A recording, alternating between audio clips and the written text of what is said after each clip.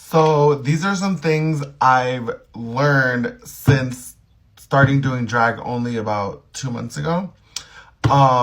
Number one, duct tape is your best friend. And you got to get the good duct tape, not just like the dollar store kind. You need to get the one that says duct tape and it has like the little duck on it.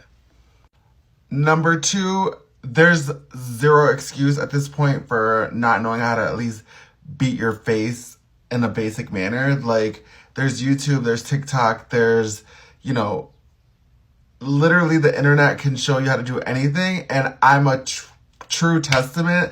Like, I taught myself how to do my own makeup from just during the pandemic, watching millions of TikToks and millions of YouTube tutorials.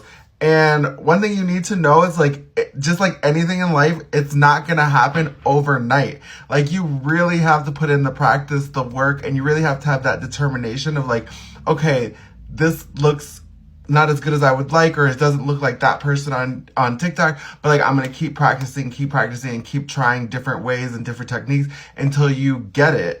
Because it's just like losing weight or playing a sport. You're not just going to be good at it. Like, you really do have to put in the hours of practice. Some people think you just wake up and like, no, you really have to put in the work. So yeah. Another thing is, like, the drag fairies are not going to come down from the heavens and like show you how to do everything, or like get you your first gig. Like, you really have to step outside of your comfort zone and put yourself out there if this is something you really want to do, and like pave your own path. Like, I've been trying to do drag for years now, and I felt like I kept getting turned down, and are just like, oh no, like, I don't know. It was just like the places that I were just not, it wasn't the right time for me. But this time I feel like I was at the right place at the right time. And I'm glad it happened at this time, because it was all a journey. And like, I feel like before I thought I was ready, but like now was when I was actually ready. So just be patient, and just like, if you get told no, keep asking, keep trying until the perfect situation comes along, if that makes any sense. Also, be nice. Like, it's really not that hard to be a nice person. It's actually harder to be a fucking bitch. Like, be nice. Like, we're all in this together. We're all just trying to get by, like, just like we are in life, like, in the community, like, with all these shootings going on and all these, like, legislators passing these crazy ass bills. Like, this is a time where we need to, like, stick together in this sisterhood and, like, stand united and not be, like, trying to undercut the next bitch and trying to, like, because that's not cute. You can be the prettiest person in the world, but if you're like shady, that is what shines through, and people see that. So remember, beauty comes from within. Even if you're not blessed with like the best physical features, or you're not the best at makeup or whatever, like, if you're just a good person on the inside, that's always going to resonate through. So just keep that in mind. So for me personally, eyebrows are like one of the most important things, because it's like the first thing people see when they look at you. And like, I'm not against gluing down brows. Like, I personally don't like gluing them down, because no matter how glued down they are, there's always a little texture, and having to like, I already have textured skin, so I feel like I don't want more texture. But honestly, one of the best things I've ever done in my makeup journey was, just cutting down. I got one of these things, and like, I just trimmed my eyebrow.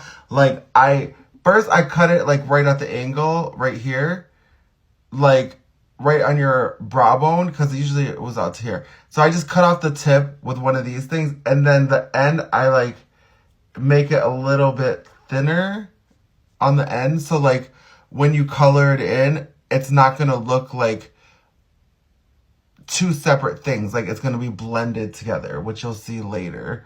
But yeah, I feel like it changed my whole face. It opened up my face. It changed my makeup game. So definitely, if you really want to take this seriously and go for it, I definitely recommend just chopping the ends off, because then you can go wherever you want with it. And if you want to go even further, you can. I'm not there yet, but for right now, this is what's working for me. Next, if you have facial hair, it's really good to get like a color corrector. I guess they say orange is the best color corrector. But also it's like do whatever works for you. And for me, I've tried everything, and this is actually LA Girl lipstick in the shade Scandal. And I feel like something about this formula, I don't know, it's thick enough and it works for me. And what I do is I put the color corrector on all the places that I want color corrected, and then I just smooth it out with my hand. You gotta look at your face like a blank canvas, like you're making art. So you gotta prime it. You know, I use the e.l.f. Putty Primer. I live by this stuff. You gotta skincare, you know, moisturizer, exfoliate. Like, it's a lot of work. It's more than just like, I know drag queens make it look easy, but there's so much that goes into it. And you have to be willing to like make this a part of your lifestyle if you really want to take this seriously. But no, so I put the color corrector on, and then I set the color corrector with powder. This is just a CoverGirl powder, $5 translucent powder. You can get it at Walmart.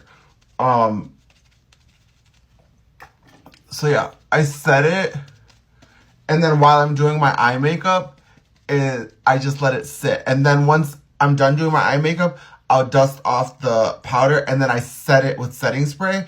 By doing that, when you put your foundation on, your foundation, it's going to be like a layer underneath your foundation. It's not going to like mix with your foundation and turn your skin orange, your color orange. Because that's something like I had to learn all over time on my own. I wish somebody would have told me. But yeah, you have to make sure the red is really, really set before you put your foundation on. Okay, so now you've booked your first show. You got your makeup, your hair, your outfit, all that sorted out. And now it's time to hit the stage. And now it's time to... So yeah. So it's really important that you prepare. Like, preparation is everything. And it's really important that you like practice, learn your damn words. It's really not that hard, especially if you're going to get on a stage full of people watching you. Like, not knowing your words can really take people out of the illusion.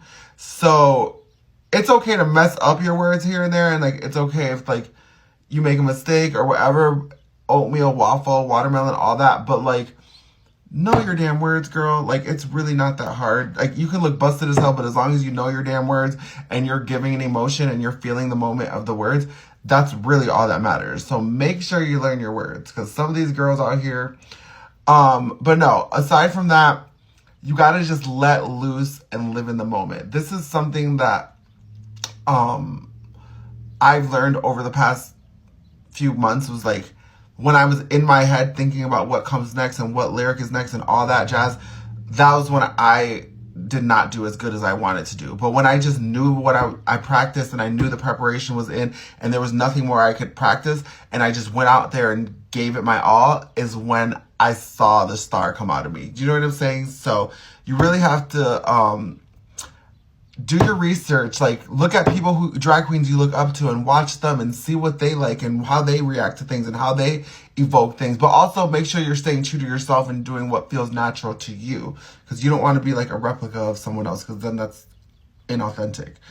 But yeah, I really think that when you just live in the moment and let loose and let the world, let the audience see your heart, you're going to be more satisfied in your performance.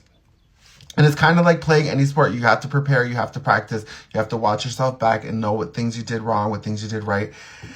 And just give it your all the time. But no, this is a new series I was wanting to start, because I wish I had this when I was starting drag. So if there's any topics that you want me to talk about, or any questions you have, you know, if you want a drag mother, here I am, even though I have a long way to go, but you know, I'm getting there. Like, comment, follow, and stay tuned for part 2. Here's the final look. I almost forgot. Yeah, this wig was only $40. So yeah. Oh yeah, and the rhinestone moment.